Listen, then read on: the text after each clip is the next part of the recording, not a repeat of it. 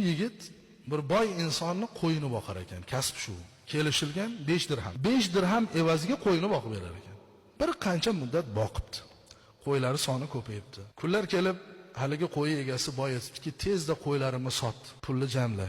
Men shaharga tushishim kerak, boshqa bir ish qilaman. Haligi podachi qo'ylarni sotib, yaxshi pulga sotib, egasiga topshiribdi. Mana shuncha qo'ydi, shunchaga sotdim, mana puli desa, haligi boy inson haligi to'plangan puldan bir bo'lagini, mana bu senga rahmat, baraka top, taqvoli yigit ekansan, halol kasbli inson ekansan.